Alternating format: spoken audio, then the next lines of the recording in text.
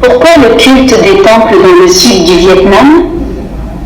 Historiquement, les temples dans le sud du Vietnam apparaissent depuis la période féodale, lorsque les exploitations de cette région méridionale sont faites par les premiers venants ancestraux.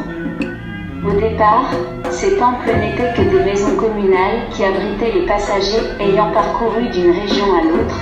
Elles sont devenues plus tard des espaces pour le culte des ancêtres qui avaient mis leurs premiers pieds à cette terre et contribué à transformer une région encore sauvage et désertique en plantation fertile pour leurs descendants. Afin de vénérer ces ancêtres pour leur contribution au développement du village ou de la région, les régimes féodaux ont décidé de leur rendre hommage périodiquement par les cultes officiels organisés dans ces temples dans lesquels s'est inscrit le nom et la fonction de différentes personnalités et parfois, avec aucun nom du fait que personne ne les connaissait vraiment.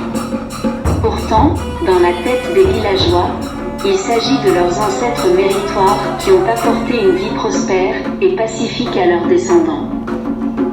En croyant que les personnalités vénérées dans ces temples sont sacrées, les villageois les fréquentent pour leur prier une vie sécuritaire, de la santé et du bonheur pour leurs enfants, leurs proches, leurs familles et même de la chance pour leur carrière, leurs études et leur avenir.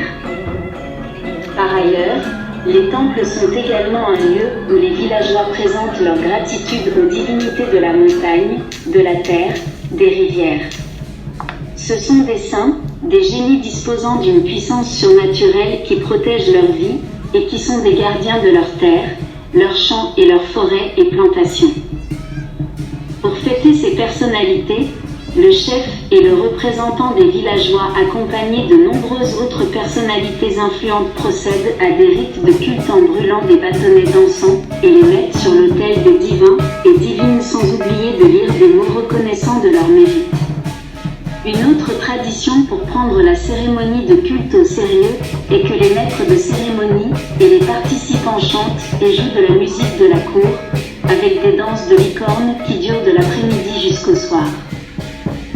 Top 5 vous propose 5 actes à prendre en considération face au culte des temples. Numéro 1. Ne dites pas des bêtises lorsque vous êtes présent au moment du culte des temples. Numéro 2. Il s'agit d'une cérémonie qui vise à commémorer de beaux accomplissements des défunts sacrés. Numéro 3. Ne soyez pas ivre durant et à l'issue du culte. Numéro 4. Habillez-vous sérieusement participant à cette cérémonie. Numéro 5. Une attitude respectueuse est recommandée pour toutes les activités de la cérémonie. Merci pour votre attention en vous souhaitant une très bonne journée. À très bientôt avec Top 5 pour redécouvrir le sens de la vie.